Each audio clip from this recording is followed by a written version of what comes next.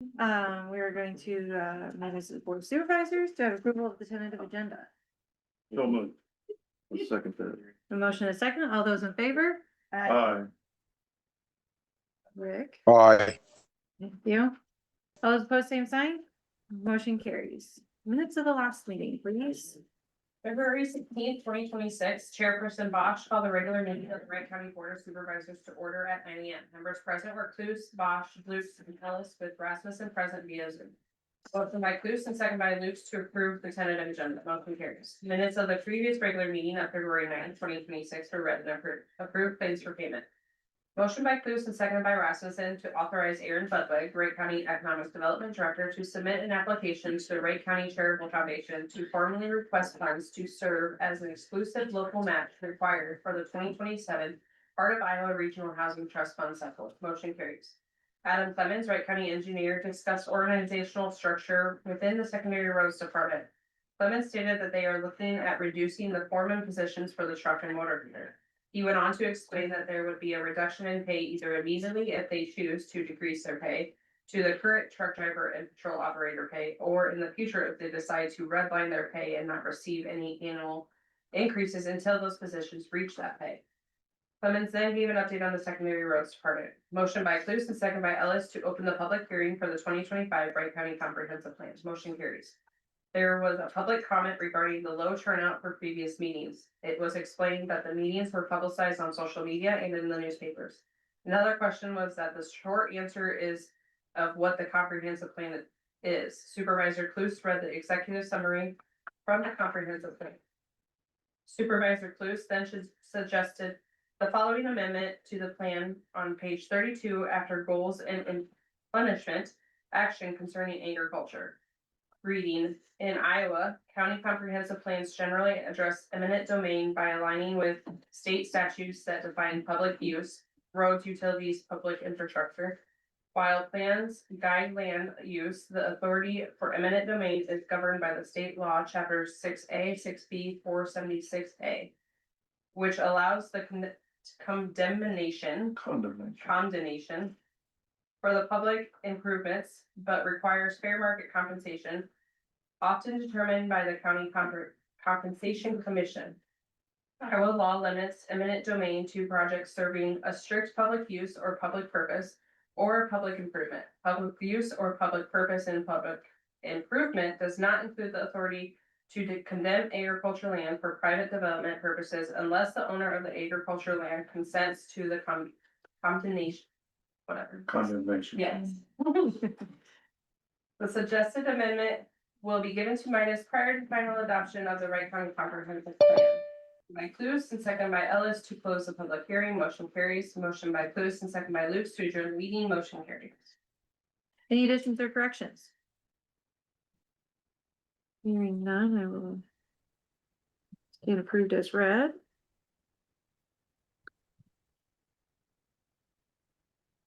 Claims have been around.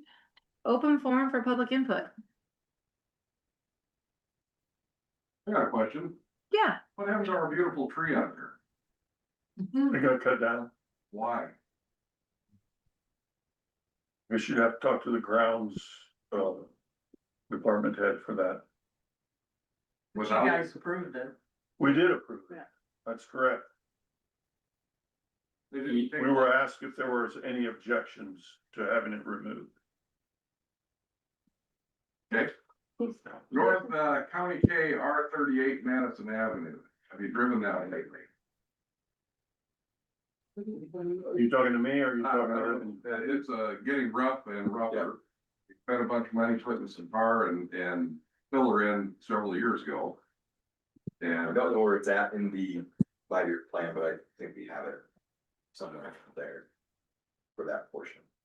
Are you talking, He's talking of the asphalt portion.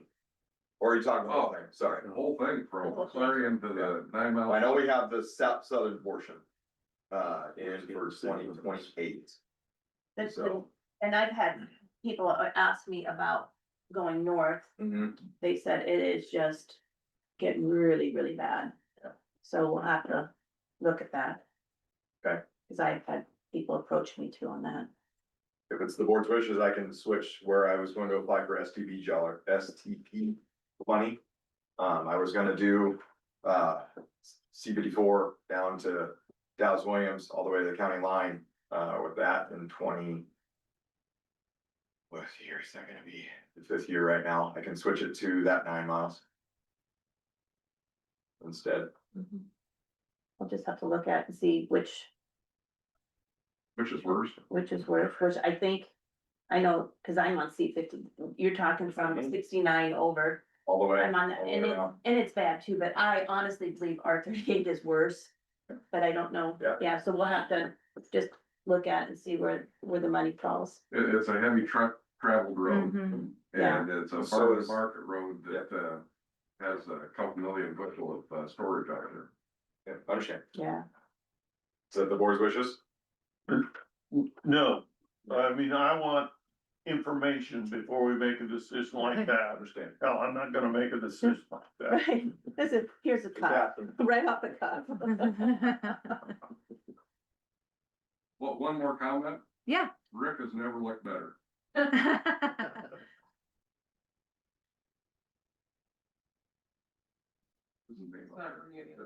Anyone else for open Yes, forum? I have, a question. Mileage for our medical examiners. In January, you guys approved 70 cents per mile. Our medical examiners are requesting 72.5 cents per mile for when they go on a call.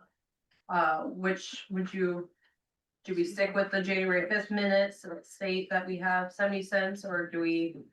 My input would be that we stay with what we designated in our January Okay. resolutions. Okay. 70 cents. I will I- forward that minutes on I agree with that, yeah. and do that. Okay. And if he's got something that, you know, statewide medical examiners are getting federal rate, then, you know, we may have to review that, Okay. but I don't. I've not ever heard of that, so. All right, anybody else for public input? Moving on. Melissa Lore, Iowa Primary Care Association, to provide brief introduction. Oh, good morning. Can you guys hear me okay? Yes, we can. Yes. Yeah. All right. I did try to turn my video on, but it says it's disabled by host. So if you guys are fine without my video, then that probably works for me because I am pretty sick today, actually. So you probably wouldn't want to see my face. I also have with me Marley Christoffel and let's see, and Lacey. Lacey Utley is also on here. And we'll go through and if that works, I'll go through and talk a little bit about Iowa primary care and just kind of some of the main information that I wanted to chat about. And then I will turn it over to Marley as well and Lacey to talk about system navigation, if that works for you guys. Sounds good. Awesome. All right. Well, do I have the ability to share my screen? You should. Okay. Awesome. Thank you. I am.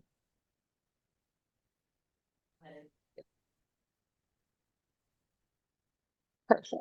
All right. Can you see that picture of a gentleman maybe with a headset on? Yes. Okay, perfect.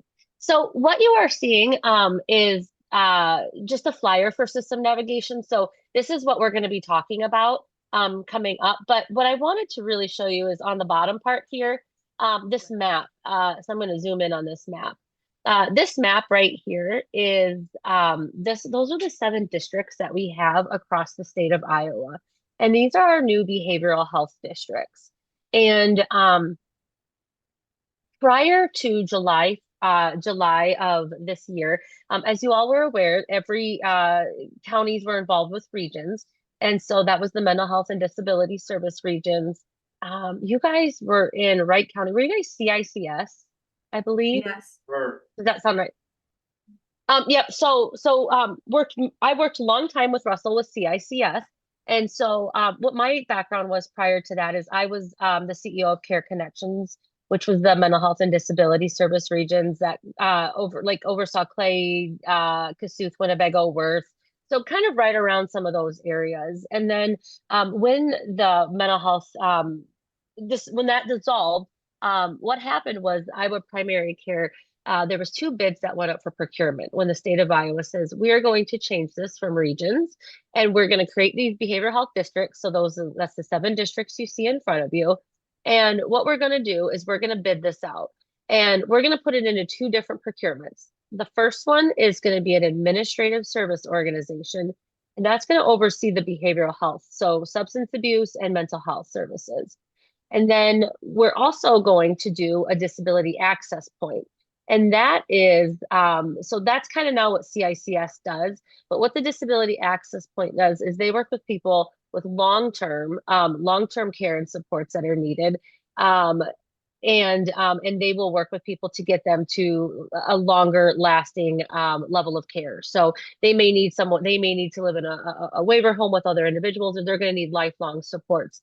So they would get switched over to the disability access points to receive those services for assessments and then be able to fund them until maybe a longer, like their managed care company or something, so their insurance would be able to kick in.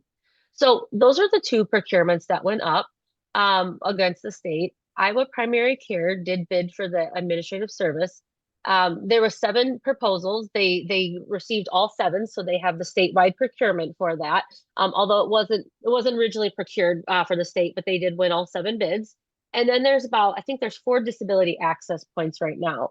And since we're not a disability access point, I'm not going to spend a lot of time on that, but I think it's important to just understand that there's 2 arms to this that has been created as we move forward. And so with that, come July 1st, all the regions, they dissolved.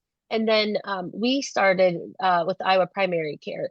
And so as Marley talks about system navigation, that's going to be a big highlight that you guys are going to see because that's one of the big programs. Iowa Primary Care is really, they oversee the programs that are out there. So very much like the things that the regions did with contracting and making sure that there's access and sustainability, that is something that the ASO does today. And so, but the really cool thing is that across the state of Iowa, each region had individual contracts, many with different agencies, and one agency may have 3 contracts with 3 different MHDS regions. Those have all been combined into one contract with the ASO now.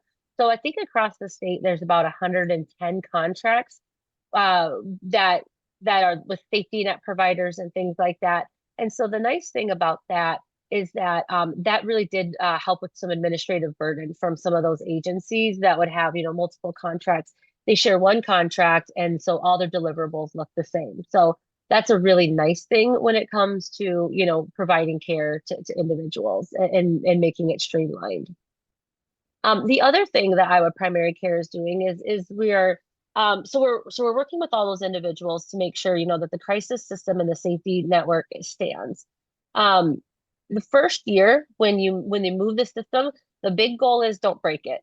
And so with that, we wanted to make sure that all the services got transitioned, that payments went through, and that individuals are getting paid. The good thing is that steady state that got moved forward has remained the same. People have been getting paid. The services are continuing. And with the addition of system navigation, there's a lot more linkages to some of those services as well. In what we're doing, some of the changes that occurred when we look at this, since the dissolvement of regions, each one of those regions had a governing board. And so with the governing boards dissolving, each district has their own advisory council. And so District 2, which we are in, has a 10-member board. And that is a combination, I would say we have a really high law enforcement representation. We have about 4. I think we have Sheriff Frabling from Clay County, Sheriff King from Palo Alto County, Sheriff Fleener from Webster County, and Chief Bo Miller from Kossuth County. And then we have individuals with lived experience. We have adult providers, children providers, So really a gamut across the board with some really, really awesome individuals who are very competent and who understand this work. And also, I would say, looking at our law enforcement, there's a big focus on justice involved services in jail, people that have been, in jail, and that cycle of what that looks like. And so that's something that we really want to work towards as we continue. So I think that speaks about what the advisory board looks like as far as, the influence and things, and really understanding what their needs are so we can help devote our resources to that. Along with that, another really big thing that I've been working on is I've been doing the district assessments. I've been meeting with all of the contracted providers in District 2 and getting to know them and spending time talking about their services. What's working well, what's not working well, what are the gaps, and what do they need in order to continue to function and do their jobs well, and to be able to provide the care for people at home and in our district.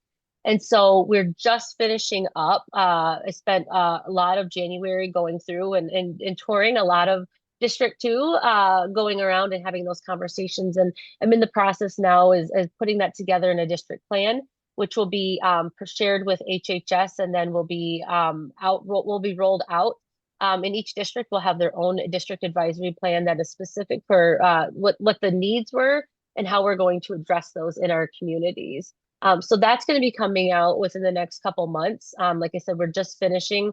There was community and provider stakeholder surveys. There was probably over 1,000 of those that went out and responses. And then there was over 110 meetings across the state that were done with providers to talk more about their services and to develop the plan as we move forward. So lots of work has been done on that front, and there's a lot more to come.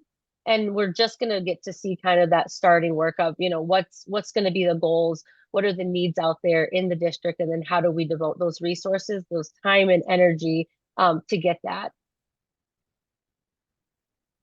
I'm going to take just a second real quick. I know I've been talking quite a bit, and I just wanted to stop and level set real quick and see if you guys had any questions up to this point. Yeah, you said the input that I'm assuming that was the advisory council, the 10-member board, that they're using to develop this plan or procedures for the district. Were those inputs in person, or were they emails sent out with surveys? It was a combination of everything. So there was a stakeholder survey that originally went out through the state, through HHS in partnership with Iowa PCA, so Iowa Primary Care Association. That's who I am with. And so the stakeholder survey, they went out in the form of surveys to providers, to individuals like family members, stakeholders, things like that. And then we went out and actually had individual interviews with providers. So across the state of Iowa, we met in person with 110 providers. And let me take it back. We've met with 110 providers, maybe a little less than 100 were done in person because we had some weather. So they were all intended to be in person, but with Zoom, we did do a couple on Zoom because of weather, but they were all done in person, or the thought was to do them all in person.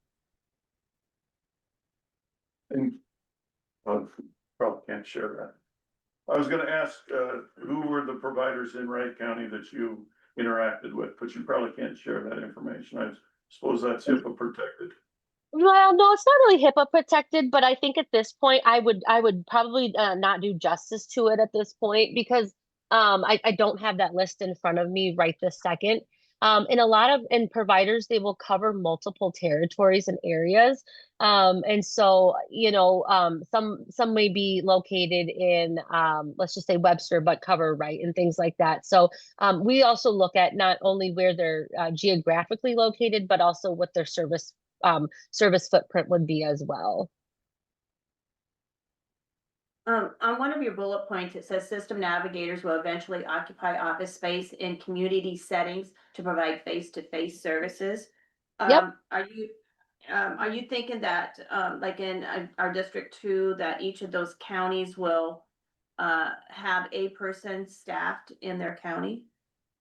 I'm not thinking it'll be per county just yet. We are in the process of getting capacity up and going for each one of those. So I'm going to introduce you to Marley Christoffel. She is our lead system navigator. So she can speak on that. And then I think this might be a really good time to talk a little bit about system navigation, a little bit more in depth. I think you'll have a better understanding from Marley on it. Good morning. Can you guys hear me all right? Yes, Yes. Okay.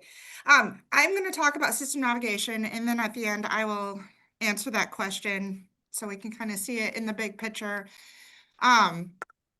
So I am the lead system navigator for District 2, and the reason why system navigation came about is because individuals and families that were seeking behavioral health support, and oftentimes even the professionals trying to help them, faced a complex and fragmented system, which led to delays, frustration, and missed opportunities for the early intervention. We really want to see trying to catch people before it becomes to the point where they're needing hospitalized or they're arrested. How can we catch them in those early phases? And we're missing those opportunities. With these complexities, people often didn't even start the process or got frustrated within the process and just gave up. I also think I have a history of mental health counseling before I switched over to kind of this role, and I didn't even know all the different avenues that someone could explore, and sometimes trying to navigate these systems were difficult. And then if you take someone who is going through maybe one of the hardest times in their lives, maybe has a behavioral health concern, maybe anxiety is preventing them from picking up the phone, trying to expect them to navigate the system on their own just makes it even more difficult. So there was a need identified to have that support for those individuals. So what makes system navigation unique is that the providers and the residents don't have to be the system experts. System navigation can do that.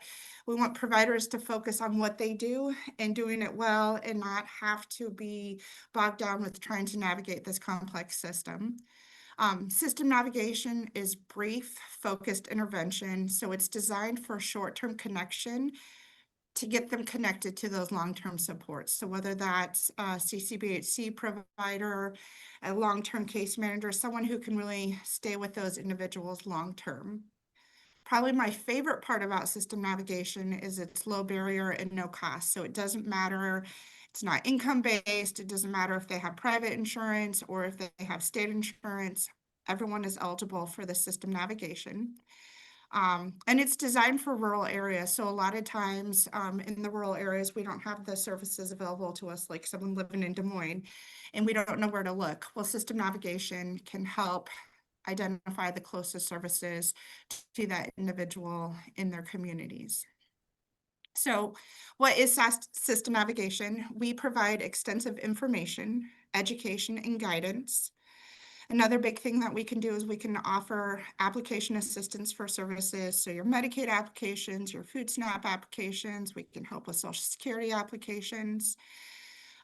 We identify options to overcome barriers to access. Is transportation a barrier? Is not having the right type of insurance a barrier? If those are things that are preventing someone to get services, we help problem solve and hopefully overcome those barriers. It's support during key transition. So if you think of maybe someone who's been very supported by the school and they're transitioning to young adulthood and they're going to need additional supports. Or maybe someone's coming out of the prison or jail system and they need help getting connected to maybe employment and housing. We can help during those key transition times. Part of what we do is what we call warm handoffs and closed loop referrals. So I'm not just going to say, here's a number to call, good luck, because we know a lot of things can happen in between that time. So what we try and do is we ask the individual if we can make that call with them. We want to make sure that they're connected, that someone's answering the phone at the provider. And then the closed loop means that we want to follow up with them if the individual let us to make sure that referral was successful. So maybe they made that first appointment, but they didn't show up, or they made that appointment, but couldn't find a ride, or they worked the provider and it just wasn't a good fit for them. We're going to try and stay connected with that individual until we are sure that referral was a success and is working for them. What system navigation does not do is provide treatment, provide medication, provide counseling, and we're not a crisis service. So we still have mobile crisis in place, crisis stabilization. Those did not go away. Those are still there. And I'll talk a little bit more about those individuals who are in crisis, but we are not the crisis provider. We'll get them connected to that if they're not already. So there are two ways that system navigation can be accessed. So for the providers in your community, they can call system navigators directly. And maybe it's a school. When we say provider, that's very loose. It could be schools, it could be law enforcement, it could be medical, it could be counselors. So I know when I was doing counseling, Medicaid was very strict on what we could bill for, and it was treatment plan focused. And so if someone needed help with like food or housing, that was really hard to fit into a therapy session because Medicaid wouldn't bill for it. So even providers can call this number, and maybe it's saying, you know, we've had law enforcement say, we're getting frequent calls out to this house and we know they could use resources.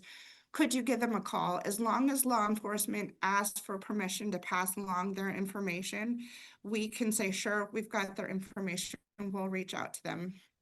Or it may be the school, the AEA saying, we have a family coming in, we're having their IEP, but I also know that mom's really struggling with employment.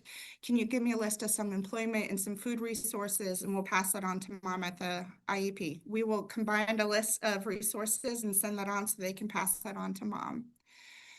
The other way system navigation can be accessed for residents and caregivers is they can call into, we're using Your Life Iowa, and they are screening the calls for crisis.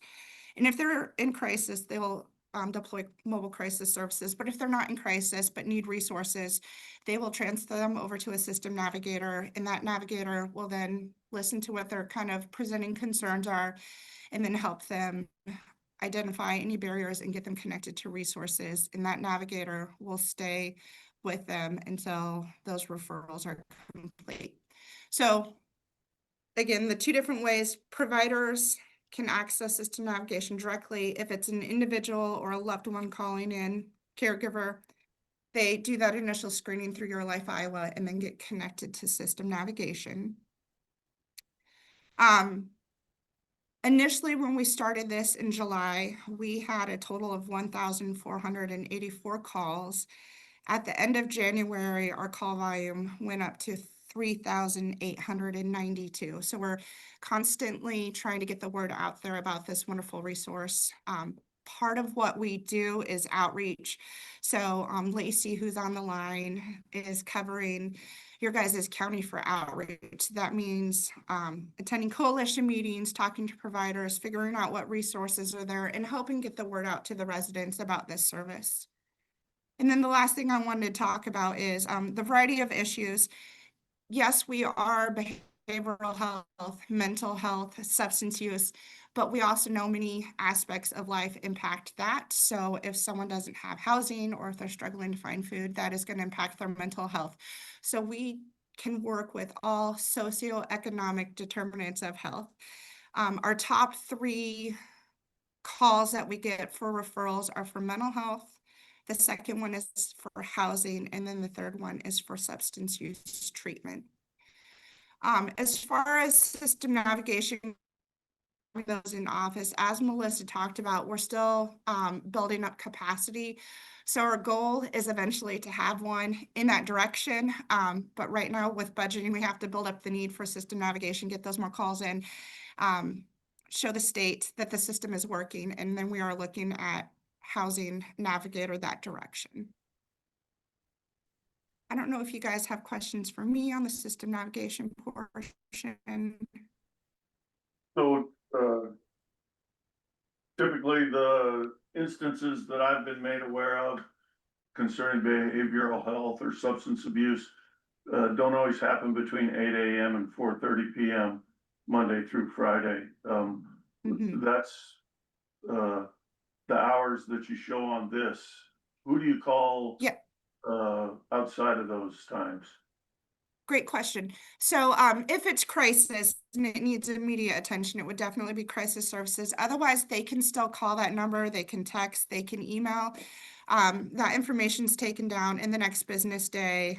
A system navigator will reach out to them and contact them about those concerns. So yes, if a family, has a parent that's working, and they're not able to call during that 8 to 4:30, but maybe they can call in at 9 o'clock at night after the kids are in bed, that information will be taken down, passed on to a navigator, and they will then reach out to that individual to follow up with them. And if I could also add, I think one thing to just note is system navigation um, is not, is not a crisis service. So we do not want to negate that there are mobile crisis services that someone can call and access through Your Life Iowa and the 988 and through Irely Ball. They can still access mobile crisis that will come out and dispatch 24 hours, 7 days a week. So that does not minimize that service whatsoever. This is just kind of a complement onto that service. So for people that are not in an acute crisis, where they could call mobile crisis, or they may need to call law enforcement. This is for someone that would not necessarily be in a crisis, but hopefully prevent them from getting in crises later on.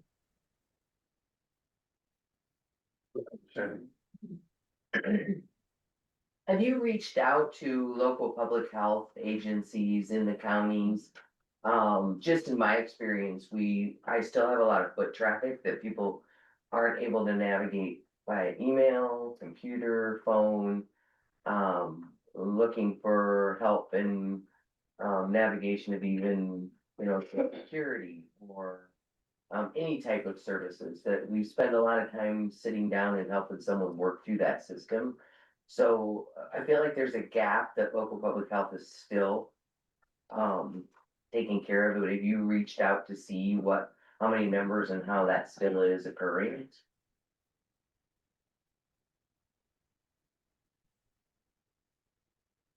Lacey has gone to the public health office there in Wright County and will continue to touch base. That is a great resource for our navigators. So she has met with them in person, and then we'll continue to reach out to them.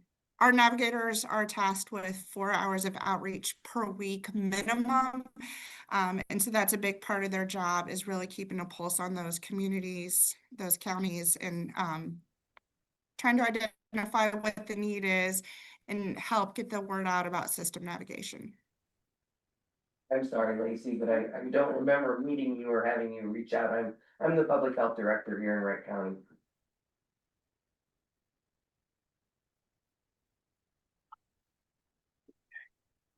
Lacey said, I'm reading her text message here, she did go to the office, but wasn't able to get past the front desk lady. I don't know if you were in a meeting or something like that, but she did stop by. Oh, you were with someone, she was saying, sorry. You were meeting with someone, but she did stop by the office. I guess stopping by. Any other questions?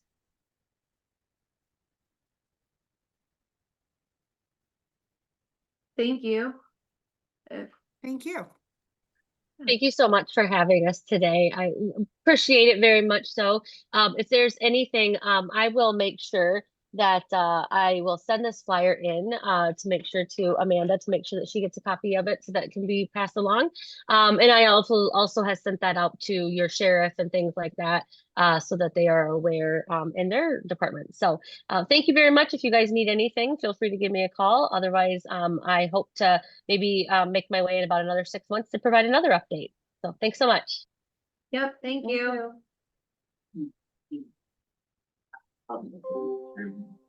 Thanks for asking that question. Yeah. Because I feel like a lot of what you do already is kind of that first Okay. contact in the county. The system navigation. And they Yeah. definitely need it in person. I just had a gentleman that we had 3 different visits Mm-hmm. just to help him make the phone calls and write the notes on next step. And I even get confused. Yeah. All right, moving on. Adam Clemens, Wright County Engineer, a secondary roads update. Update, so blades, were out, we did have some nice weather last week, so they were out blading their routes. And then it changed, to back to winter weather, at the end of the week. Trucks, kind of the same thing. We decided to haul in some stockpile, from limestone or for shoulder rock or anything like that up in Belmont. Just to keep you guys busy because they had some time to do that. Cold patching, they were out, cold patching on some, areas that needed it. Specifically, I think I knew that they were doing R27 southeast of Eagle Grove. Work orders, they completed 10 work orders last week. Taylor Avenue Bridge, the bridge rail, so each of the stems that is underneath the bridge rail, pulled up the bridge rail, they poured those, and then the paving notch at the end of the bridge. We always put the paving notch back in on gravel roads, so it protects the edge of the bridge. Usually you wouldn't have that on a paved route, because that's what it paves up onto. So we put that it's kind of a sacrificial, concrete portion of the bridge for us when we're blading up next to it if it gets hit, so. Then winter weather, we had a call out, obviously Friday morning, for the 6 to 8 inches across the county. And then Saturday morning, we had some drifting because the winds were up. So any questions? Don't call out, yes, sure. That'll be on next week's report. Yeah, I Hey. came back. Adam, Yeah, how'd the conversations go with your head guys on that deal that we were talking about last week? And what'd they end up choosing as far as their pay? so we had a small conversation this morning about that already. It was my understanding from the consensus last week that I was going to talk to Mike Galloway. I ended up talking to Jeff Edgar, and we went in the direction of talking to them, that there really wasn't a decision that they were gonna make. It was that we were getting rid of the foremans and, going from there. So obviously, they thought, my understanding, they didn't like it, obviously, because they felt like they were being demoted, but essentially they were, but they didn't lose their jobs or anything, so it was just a change that we made internally. So they end up just hanging on to their pay they got now till they catch up? No. Like I said, it was my understanding from the conversation last week, and then also that I was to have a conversation with Mike Galloway. And I had it with Jeff Edgar, and we went in the direction of we weren't going to offer it. So if I'm mistaken, we can change this. So, I mean, I just talked to Nate, and his understanding of what it was last week was that consensus was to go down and save the money. So if that's something you want to change, we can change that. I can put them back. It's easy. How do we feel? I would have liked to let them have the option. I mean, I That's- stated that is the last way- week. And that's the way I thought was going to, the direction it was going to go, is that they were going to have the discussion. And they're gonna know, cause you said it was like 3 to 4 years or whatever, where everybody would get caught up, so they would be frozen, redlined at that. It really would depend on what you guys get for raises. Yeah, I mean, if you Yes, just give a 1% raise next year and and then. subsequent yeah, 1%, it's gonna just take longer. Right, right. So, I mean, I can still go back to them and have them, give them that option. We can put them back I where they don't, were. I don't know what the total conversation was with the attorney, HR attorney. Yeah. So it's like, I can't make an off the cuff answer right now. Right. So, was it? I mean, did I misunderstand it? That, I think the consensus was that we understood that you were decreasing the foremans. I think the question was still about the pay, Yeah, red line or if they were gonna be redlined or if they were going to, go down. And if that was even an option, yeah. through the HR attorney. I know that that it is an option. I know that it is an option because we did it with one employee prior. My understanding from the conversations that we weren't going to leave them where they're at, that it was going to go down. And that's what I kind of relayed to Jeff, Yeah. was that. Yeah, I'd wanna listen to the tape again. Yeah. Okay. You know, just, yeah. Well, I thought they were gonna get the option to make the choice themselves, whether they wanted to be redlined or kept as is till their other ones are caught up. Okay. That is how the minutes are stated. How the paper stated. Pardon me? And that is how Deb wrote the minutes too. Right, but it doesn't say anything about conversations with HR Yeah. in the minutes, and there was definitely, I'm just saying what I Right. read this morning. yeah, and there was definitely. The fact that Adam was gonna have a conversation with the HR attorney. Specifically about this. Did you have something, Lynn? So I guess Okay. before we go further, is there something that I need to change?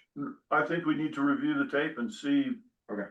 Exactly how the conversation went, yeah, I think Right. that's important. Okay. Anything else for Adam? So, any kind of timeline on the Taylor Avenue, Adam, or not? We are pushing them as fast as we possibly can. Yeah. Is there any more concrete that's left remaining to be poured, or? The bridge rail, It is, Yeah. it's concrete, not steel, the bridge rail specifically, alright, so. and we're outside of that weather. They can pour cold weather concrete. I mean, that's what we've been doing the last couple of weeks was, when they get up to 40 degrees and they can pour. They can do that, but then they have to wait 96 hours for it to, stay at a certain temperature and then. After that, they can slowly take off the heat. Is it still tinted?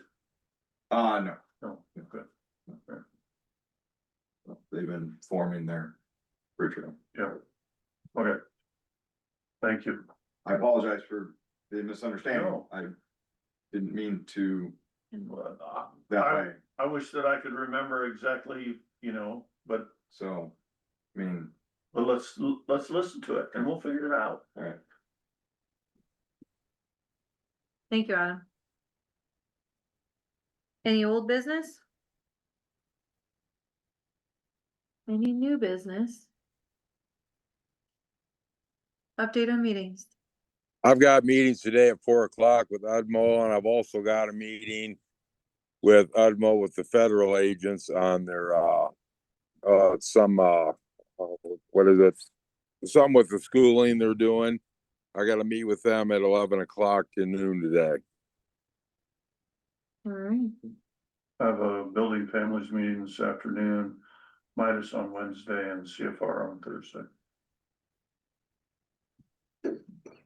All right. Anything else before the board? Motion to adjourn. I'll second. I have a motion and a second to adjourn. All those in favor? All right. All right, all those opposed, same signs. We are adjourned. We'll take a 10-minute recess. Or 5.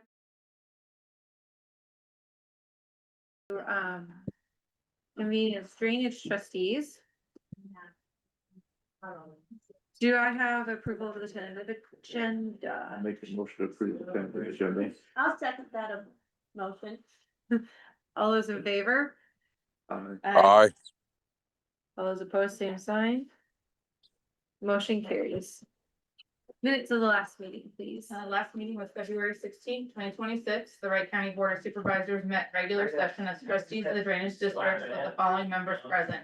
Rasmussen via phone, Cluse, Bosch, Lukes, and Ellis. Also present were Courtney Morris, drainage administrator. Other interested parties via Zoom were Van Mitchell and Michael. Other interested parties in person were Robert Watts.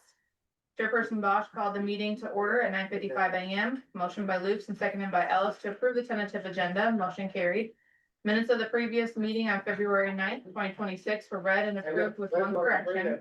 Motion by Cluse and seconded by Ellis to approve drainage claims for payment. Motion carried. Motion by Cluse and seconded by Rasmussen to set February 23rd, 2026 at 10 a.m. as the date and time of an informational meeting for DD 169. There were no work orders needing approval. There were no drainage invoices needing approval. Motion by Ellis and seconded by Cluse to adjourn the meeting. Motion carried. Any additions or corrections? Hearing none, they will stand approved as read.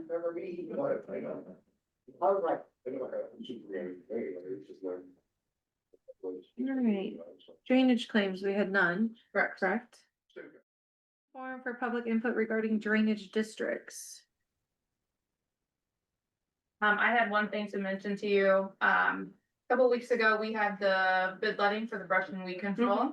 And I put in all the numbers into my tabulation sheet just to confirm that all the numbers were entered in correctly. Joey Harris numbers were correct and the totals for TVB spraying for Frank Salvatore were slightly higher than what his individual amounts for the district came up to be. So his rotation one bid stated 40,177.60. And it actually totaled 39,177.60. And then his rotation two total was Are you starting? 38. Yeah. You wanna call me?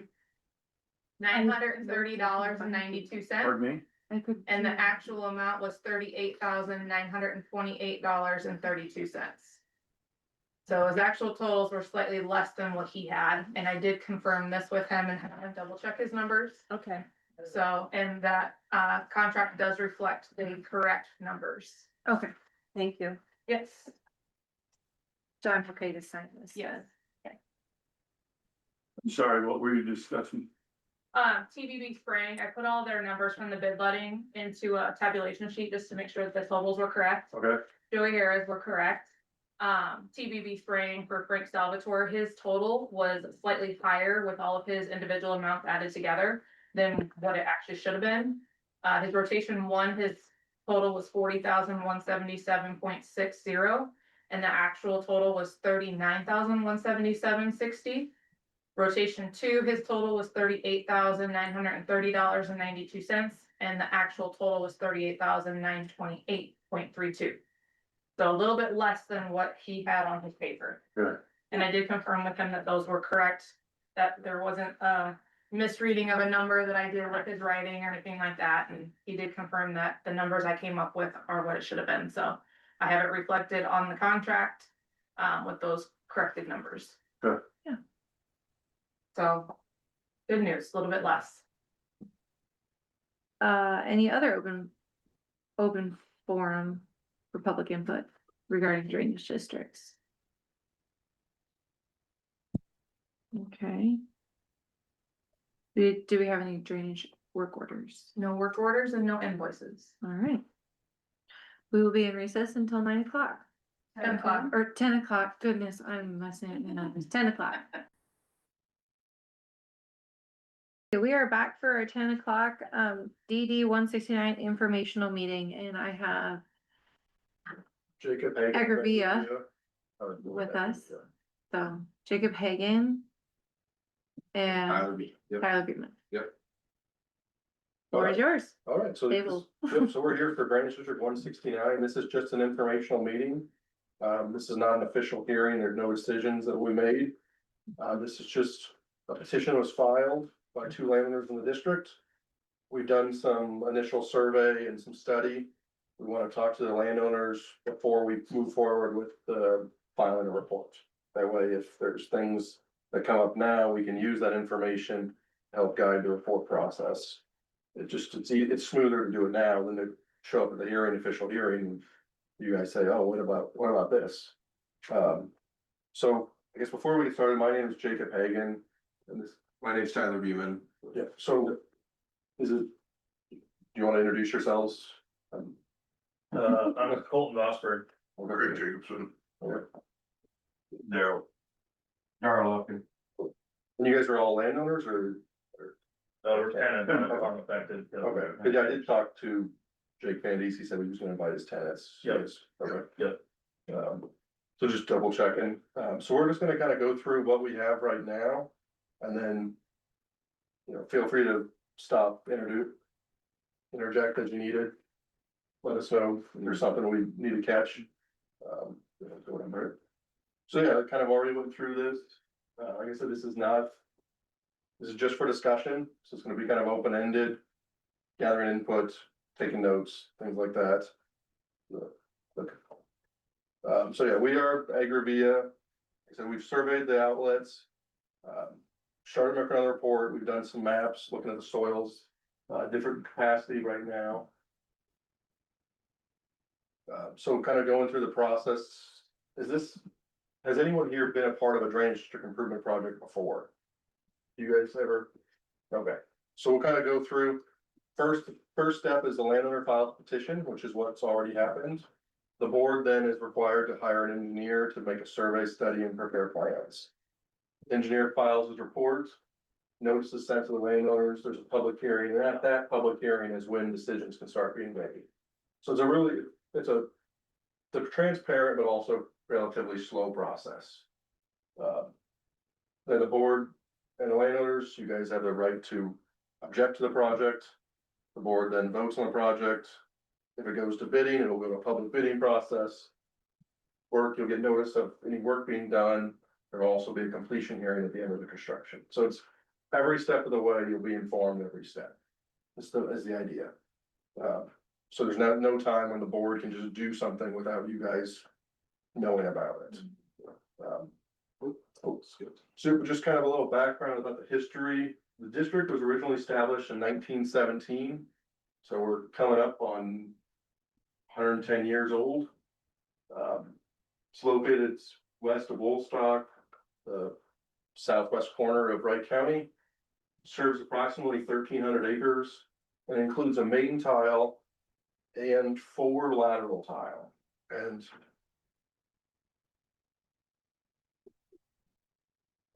there we go. Okay. Oh, it's a open screen. No, hang on. okay. So the main tile right now outlets into this creek ditch right before side of the paved road right here that goes up to the back. Highway 17. Highway 17. And then it ends, the main tile actually ends still in section 28, but there's a private tile that serves all the western lands. So that private tile is shown on this as a private tile, but it's what majority of the land actually use the private tile, not the district, before it gets the district tile. Then there's also several lateral tiles that come up into the north in section 28, draining this area, and there's a small lateral 8 that drains section 20. So all the district tile are actually only in section 28. And all the lands to the west and south of it have to get there through private tile before they're able to get to the district tile. So our first step is we looked at the soils of the district, see what kind of drainage you currently have without any tile. And this district, 99% of the lands in the district are either very poorly drained, or somewhat poorly drained. So that's land that needs drainage to be productive. We got the map there. You can see that there's a few pockets of moderately well drained. That's the blue, the dark blue. But otherwise, the majority of the land is just poorly drained. Can I ask a question on where's the main go from where to where? So the main is this blue line here. And so here on the southwest to section 28 is where it ends. And it goes down and outlets into the ditch right here. But on a lot of the maps, it shows, like your county maps, it'll show the private tile that goes. Is that, I showed that that's a county tile that comes all the way down to Buchanan. Yes. We had no maps that show that it's an actual county tile. Yep. Engineer's maps.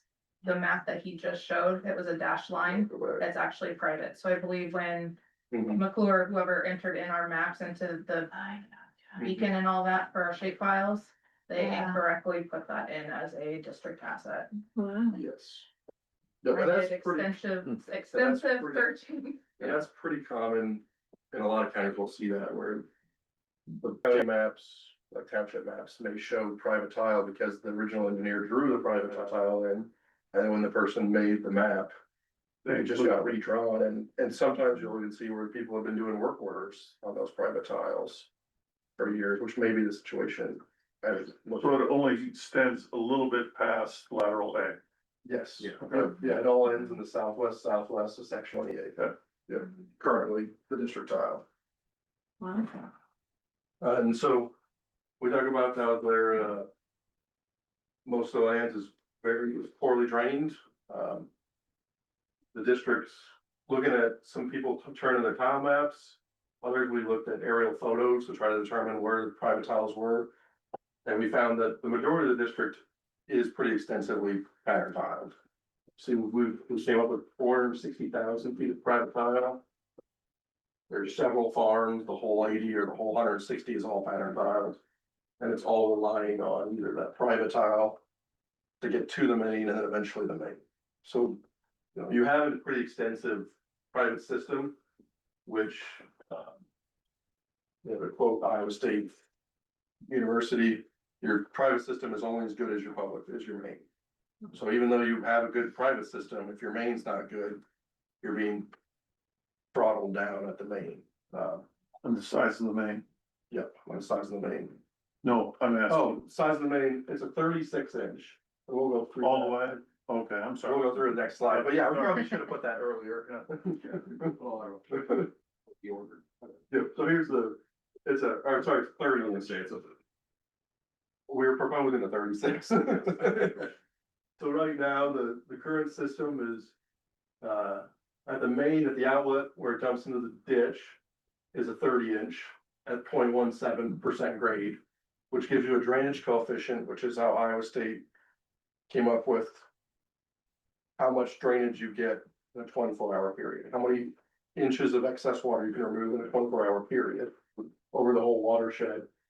It comes up with 3/10, which is not bad compared to a lot of districts that we see. 0.3 is a little bit better. We normally see a 1/4 inch. So 0.3 is 60% of recommended. The recommended is a 1/2 inch. That's what Iowa State's been recommending.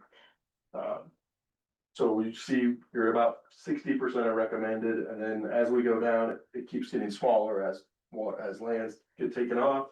So it goes to a 28 and then a 24. The main is at the same grade throughout the entire extent of it.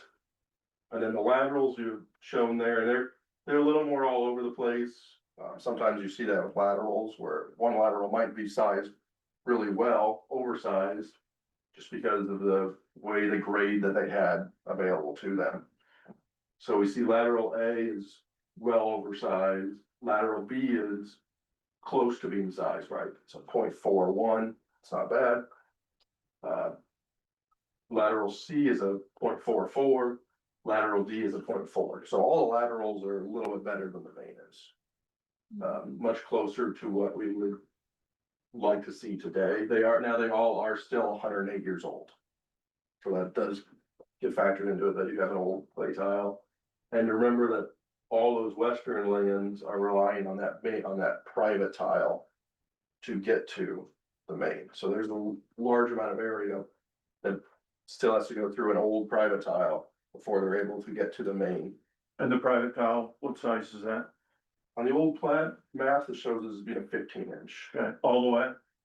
That's just what it says at one spot. So we haven't dug it up. We tried looking for intakes and we couldn't find any intakes. That had been winter, so there was snow out there when we went out. I can tell you the top end is 15 and the last 1,200 feet is 10 Yeah, okay. on the top end. And we don't know the grade of it. We can assume it's probably pretty similar, probably around a 10th. It's probably. Okay. Jacob, the last section of the main that you had on there, it said that the grade was a 0.6 and the other were the 0.17. Yes, I don't know why they just, I'm guessing they wanted to get to that 15 inch. The 15 inch probably likely pre-existed the district tile. And so to make the connection, those last couple hundred feet, they just went up to get it. Cause yeah, it has a lot of grade there. For the last 200, 400 feet, they really, there probably was an existing tile downstream that 15 inch connected to. I know they put the new one lower. And for some reason, you know, the landowners on the western side didn't want to spend the money. So they just came up and mashed it. I would say it's pretty common that the private ones are usually, especially the ones that predate districts, are not very deep also, is the general. And, probably. Right. It don't drain. I know water runs up here. So what we're looking at is we think that private tile, there seems to be maps and stuff show it as being a district tile, even though it's not. We think the real issue is probably that area. So for to serve the district better, we're proposing a tile that follows that private tile and takes it all the way to Buchanan.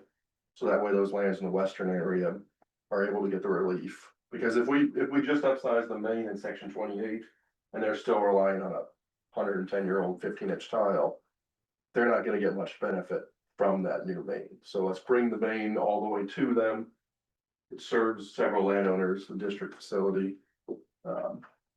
And size it to a 1/2 inch for the entire system. That way everybody has better access to it. It wouldn't take a huge upsize compared to, so like we said, the outlet right now, it's a 30. We'd be proposing a 36-inch. It's only 6 inches larger, but when you think of a pizza, you get a little bit bigger pizza, it's actually quite a bit bigger. That would give us the 1/2 inch drainage coefficient, and then eventually at the upper end, it would be a 20. Keep downsizing to a 24-inch. So everything that's 30 to just past, or the existing county main, you would upgrade to a 36-inch and then you'd go 24-inch from there.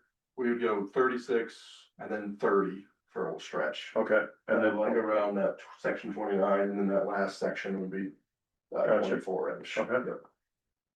And can you get enough depth? When you go to a 36, do you have enough depth to keep it? Yes, yep, we ran it through, we should have at least 2.5 feet of cover forever, everywhere. The most shallow we get is on the very upper end. We try to get that grade, we get a little bit, but we're still, Buchanan? yeah, but we're still 2.5 feet deep minimum. Yeah. What depth do you usually like to keep it at? I mean, Ideally, if we could have it at 6 feet deep, the flow line, so maybe 4 feet above it, that would be nice, because that's easy enough for a guy to get down to it first. You know, if you go 12 feet deep, he's not gonna Right. dig a big trench to get to it. And that gives them enough grade that they can get their private tiles to it at 3 feet depth. What we'd like to do, and we usually put these in the low, so there usually is some natural fall. If you got your private 4-inch coming into it, you can dive them off, which most of these lands are already private tiled or pattern tiled, so it'll be more of connecting all the lines to it than setting up a system that then you can tile into. Naturally, the new one will always be lower, deeper than the old one. Yes. Yep, and we'll connect, and part of it, we connect the old tile into the new tile, and we connect every private tile into the new tile as part of it. So that way everybody. So you'd leave the existing 30? We would leave it if it's in good enough condition to leave. What we might do is we might connect it, let's say here and then cap it 1,000 feet upstream, so it's only serving a small amount of acres, so it's not getting overloaded. It's just serving as a collector to collect, this 40 that's coming into it. That seems to be easier than when we crush it. I've done it before, we've crushed it. And then we have to run the new tiles that are coming, because we'll parallel it, so we have to run new tiles an extra 25 feet into the new one. Right. And it seems to go easier to just leave it and take a lot of the pressure off it, because now you've got a 30-inch tile that's 40 acres, it's never getting And overloaded. there's some options with what to do with the old one. We've done it like in the other project where the district essentially gave the landowners $1 per foot of the old one to take it over. So it's no longer the county's responsibility, the old one. So that if there's a blowout on that 110-year-old tile, the district isn't out there paying for repairs on that when we just put a new one in. Is that Can you go back to your tile map? So, some of the lands have not been pattern tiled. The new proposed, the proposed extension, pretty much, is that accounting for if those other lands get tiled? Yes, and Okay. I'm assuming that really the one farm here is the only one that we don't have. And it probably is more tiled. I Okay. just couldn't see it in the aerial photos, but it's the same soil as everywhere else. I would think they have, I think it's Fanny's who owns that. Or Stark owns this, don't It's not fair. It's not pattern tile. Okay. Probably will be though someday. That'll, more than likely, that'll, yes, So one of Same the way things, with the other one up on the other one, that's not better stuff. Okay.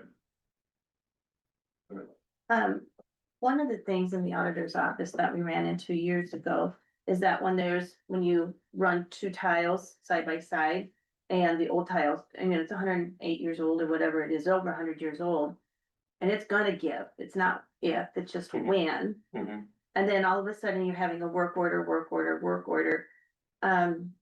The one project we did at Blackbirds, I don't, were you here with Blackbirds Fund? We had them we had them dig over top of it, take that one out and just replace. Because, like I said, it's not if, it's when, it's going to start. And then you're trying to do a work order as to, okay, was it the old tile? Is it the new tile? Where's the blowout at? Where's the problem at? It's hard to differentiate all of a sudden when you're trying to pay what is a county asset, what's not the county asset. Yes, so yeah, what I like to do is make it, we actually will do a motion that we are banning that existing tile. Mm-hmm, And we're giving that ownership to the private landowners themselves.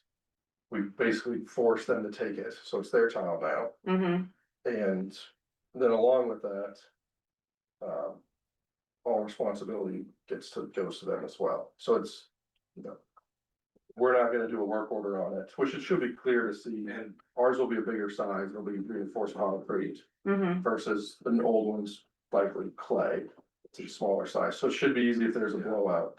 To very quickly see, oh, this is not the district tile anymore. Yeah, and to know where the new one is, because we'll obviously have super accurate maps. We Yeah, so- know exactly where it is, Yeah. so. And so I like doing it that way, but you have to be very clear that this is no longer district facility. You need to have a motion. You need to Mhm. sell it to the landowner. Now you're forcing them to buy it, but Mhm. that's cleaner than.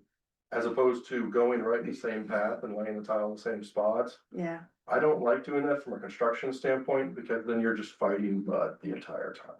If you go out to the virgin soil 25 feet over. You can keep that one tile running to keep drying yourself off. If you have to, you can pump to it. You put it in the same spot. You're just fighting it the entire time. So I've done it where just a small repair will put it in, maybe 1,000-foot stretch will put it in the same spot. And it's tough to get a bottom.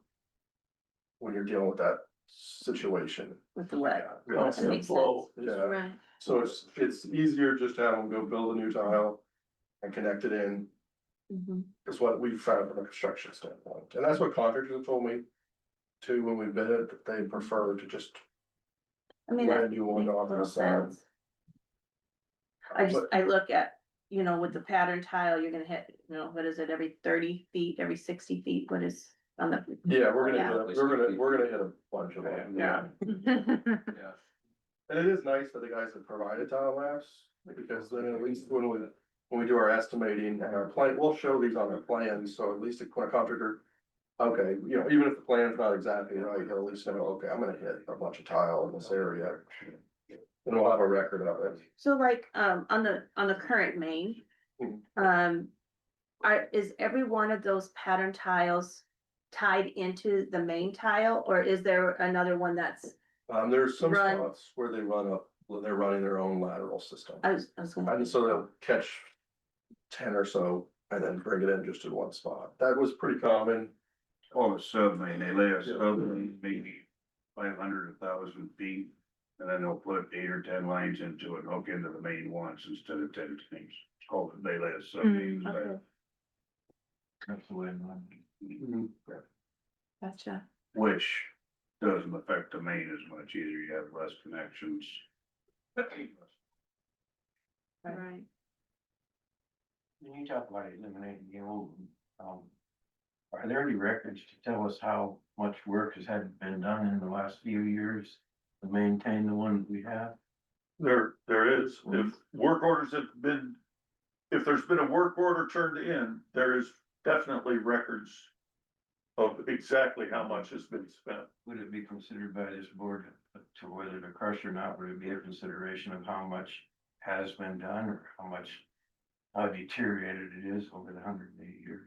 Yes, so yeah, before we get started, if we go out there, do exploratory to start with, and it's all, we open it up and it's junk, and then we go down another 2,000 junk, then we just becomes a crushing situation at that point. There is a determination that takes place. The records would tell us how that was. Mhm. Yep.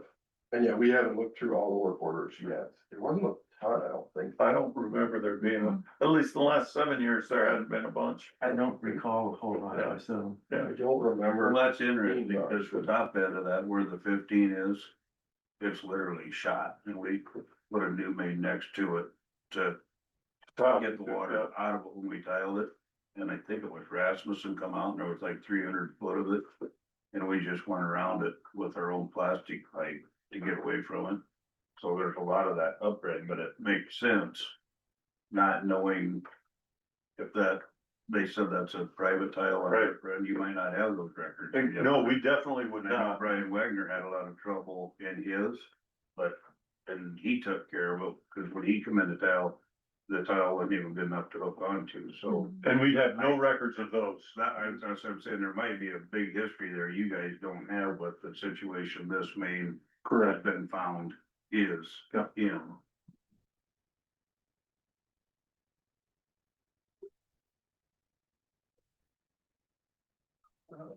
So is there any questions or comments? Or do you want to go back, make a slide? One thing we did think about was, is there any, so we have this, is there any laterals that anyone, so we're not proposing upsizing any of the laterals, they're all sized pretty well, you know, we're at 80-90% of kind of what we're recommending. But is there any additional laterals that maybe get access to the main, to your tile? Can you go back to the one before with the pattern top? So like right now, maybe on land south of 330th Street. Right. Is there a desire to have a little lateral? We did see, it looked like there was a tile here, but is there a lot of desire to have a lateral come in here to catch all this? Or anything like that, so that everyone can have access to the main, upsized main at that point. Well, which ones do you guys farm, which? We're 28 and 29. Yeah. We're right here, this 160, and then this 100 acres right here. Gotcha. Okay, it's not, I mean, it's just kind of patterns out in areas on each of these farms, but way. Okay. I think we need to make sure. On the south side of 330th Street has been updated. Yeah, do you know, does anyone know who farms, it's Land East who owns there, section 33, does anyone know farms that Which was from that one, Steve. Okay, so I was gonna send this slideshow in the Zoom link to Jake. I know there's been some problems, there's not been any tiling done, So that- just kind of hodgepodge. That seemed like a natural spot to put a lateral to get under the road that way. That They there's have some, access. they would have access to them, cause they're probably relying on an old private tile under the road right now. Mhm. to Looks get like the it. main. Yeah. And then if we, at that point, then pretty much every farm has access to it, cause we get across Buchanan, so this farm area, this gets hooked in, that's all one way and over. This would be the only other area, we could run a stub over there if. But it looks like you've got quite a private system connecting in already. That's, everybody else would pretty much have access to the main. We actually put a private, we've got a private outlet up into there already. Okay. There's a private one already up in there. That's what it looked like, and I was just, if that would be something, that'd be the only other farm that doesn't have access to the district facility. And it shouldn't be on there, but the main was so bad, it was bleeding into the new tile, so it's already getting taken care of out of generosity, because it was making a mess on the other end, and the new main wouldn't drain, because the county main was draining in it, but okay, just to save controversy, we put a big enough tile in that it's actually covering the county main now. Okay. Is there any other questions or comments from the board or from landowners, tenants? I know Brian Wagner, I talked to him, he wasn't able to make it today either, he's a petitioner. Was Steve notified? Steve Claude? Everybody who's in the district would have been notified. Okay. If you were a tenant, You'd be a tenant. Jake said he was gonna notify his tenant. Okay. Alright, so. we wouldn't notify the tenants. Okay. So I guess it would be a question to Jake probably then for, is he interested in a lateral? Yes, because he'll be the one paying the assessment. Exactly. So the south of 300. So I'll email him. We're gonna send him our slideshow, so we'll just ask him as part of that. And then I guess if there isn't anything else, our next steps will be, we'll finish up the report, get plans, file the reports. It'll likely be, even if we get it filed now, we won't have hearings till probably June, because if we have to wait 40 days to have a hearing, so even if we file it next month, we're not gonna have a hearing in the middle of April, Right. so. We visit.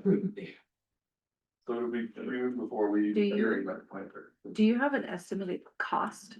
The estimated cost right now, it's looking like $900 to $1,000 an acre. Okay. On average. Now assessments are done, so it's how much you benefit is how much you pay. So it'd have to be reclassified, the district as part of the improvement. And we'll include an estimated assessment for each landowner in the report. It'll be different. People who are, I mean, everybody pretty much does wet soil on this one, so that makes that kind of easy, but how much you use in terms of where you are positioned, are you closer to the tile, you're gonna pay more. If you're farther away, you're gonna pay less. If you're closer to the outlet, you'll pay less than someone who's on Buchanan Street. Because you have to, we have big vision more, you use the whole thing. Right. So and we will provide that. But as of right now, looking at it, $900 to $1,000. Gotcha. And what was the total acres of the district? 1,300. 1,356. Yeah. So 1.3 million. Yeah, life's expensive. Wow. That doesn't though then include that extension either, that lateral. Yeah, That doesn't include that lateral going across the road. Right. 330. yeah. And that's reasonable. That shouldn't be too terribly expensive. I mean, Mhm. county roads has to pay from right of way to right of way. So they'll pay for the actual crossing. The district will just pay for the connection with the main, plus a stub out in the field. But it will. And that's obviously a very rough estimate. Right, right. It's generally what they've about are, obviously with full breakdown. Mhm.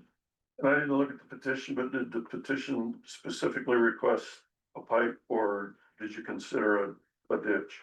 We did not consider a ditch. Typically, when you're in a 36-inch, it's still cheaper to do a pipe to a pipe to a tile. Okay. It's 42, 48 is when you start looking at ditches. I know like right now, there's a job out in Cassup County where they're bidding a 60-inch pipe. Oh, wow. The petition was for improved drainage by increasing tile size. Okay. And I can tell you that our other project that we are working on with Humboldt County, their bid is about $1 million as well. Yeah, it seems like $1,000 an acre is. The way it's going right now. Yeah, it's about 1,000 to 1,500 Mhm. for get a project. Yeah, we just did one in Green County, that was $1,011. Yeah. Had a few laterals and. So what's your guys' thoughts on it so far? I mean, if it helps improve the flow of water, I guess, well, and then obviously. If we get more tile out, then we got something better to go into, and then everything they are cutting through, they're gonna repair, so. Just, yeah, so. Sound good to me. Definitely an area there that's everything's wet, whereas ground It's a very flat area and just does not drain very well, so. Mhm. Yeah, you looked at me. Yeah. I don't know if anybody knows that I'm on the very end of it.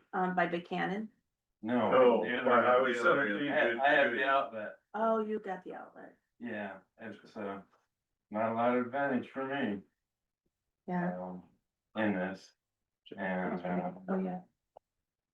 been working very well for me, so, this is a kind of a shot at me to put some money into something into a 30-inch tile that's been Working good. sufficient. Yep.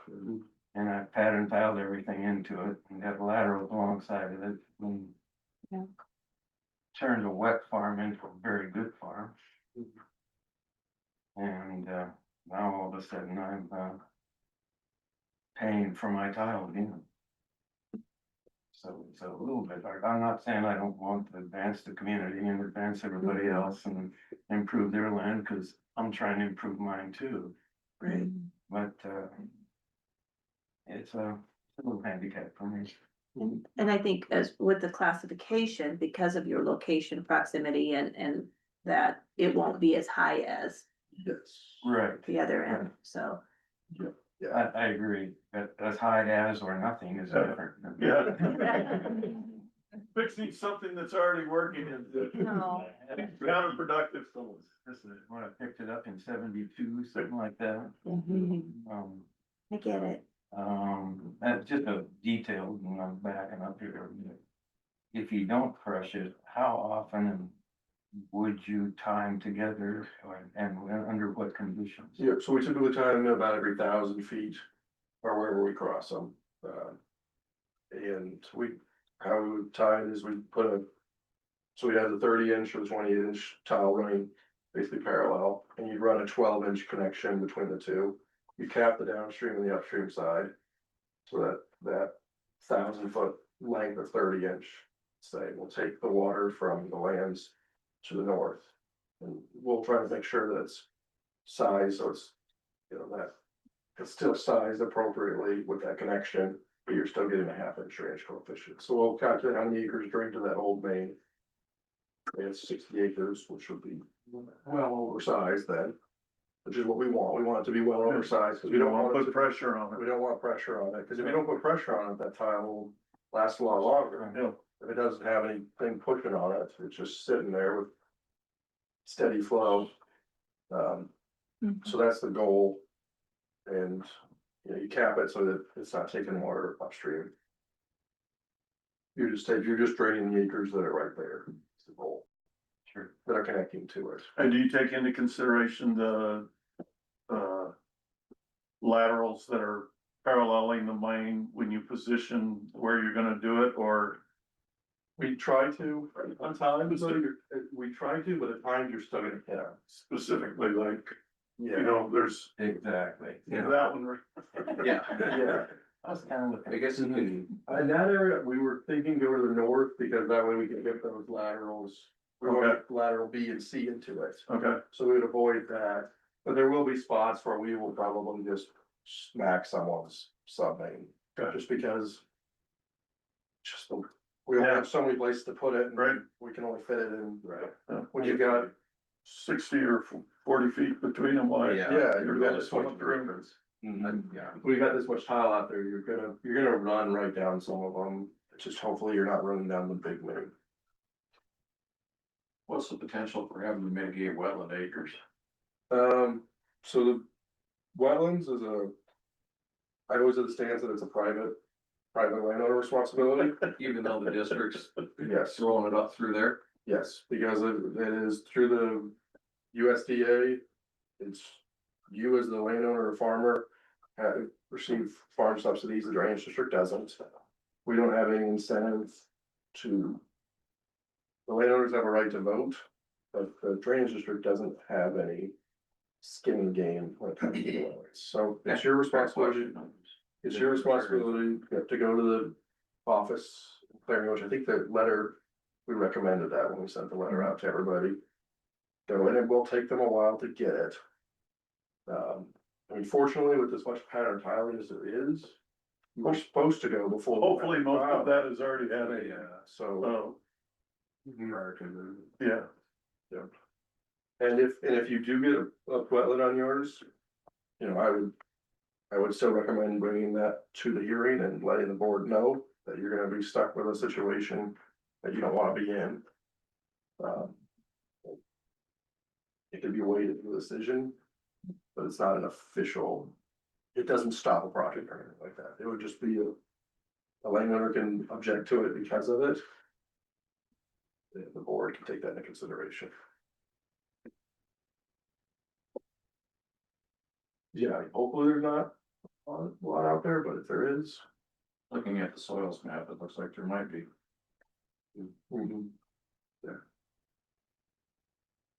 What happened to the big tile that came from Prestige?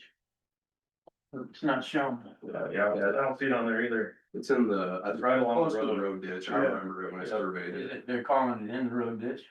No, it's definitely not in the road, ditch. You No. and I know that. No, but it's not showing up there. It's not a district asset. Is that it? Yeah, it's not a Yeah. district asset. But it It's a goes- non-perforated tile. It runs, well, you know where. it runs. I know where it is. Yeah, we do. Yeah, you do too. Close-ish. But it's, you say it's not a county asset. It's not a No. county asset, and where it comes into the district and leaves the district, that whole section that is within the district boundary line is a non-perforated tile. With, it's non-perf, with the landowners have the right to connect into it. If you remember from the easements, Wait a minute, what? non-perf, Right. with the easements that were signed authorizes the landowners on that land to get into it. They could have gotten into it. That's correct. Why didn't we look at that when we just, no, we just did that 120 and had the. Remember, we just re-annexed that whole, that 80 and took it through this, To the north. through our Nightmare road boring. I didn't know that was an option. I'm not pointing Yeah. a finger, it's just interesting that that pipe's laying there, cause that 80 acres is supposed to go east to 17. That we just reclassified. And I think That's interesting. I think that you're talking Yeah, wasn't about part of the conversation with that easement stuff, so I'm not This- familiar with what was this done. right here, I think, is what you're talking about, that we took across to here, No, that, or it's only a portion of that. yeah, right there, right this year, and that was, actually. This whole 80 was supposed to go this way, and we just took it that way, so, yeah, but I didn't know that was an option. No, I'm sorry, this one up here. Yeah, Yeah, this whole thing, but I didn't know that was an option. I don't think, I don't think it was, yeah, it was not an op. But it said the landowners could hook onto it? Only on, from The the, landowners that allowed us to go through. Oh, only the ones Yes, sir, allowed. yes, sir, yes, sir, yes, sir, yeah, this just goes from here Right, to the creek. but I get that, but That was only this. here, yeah.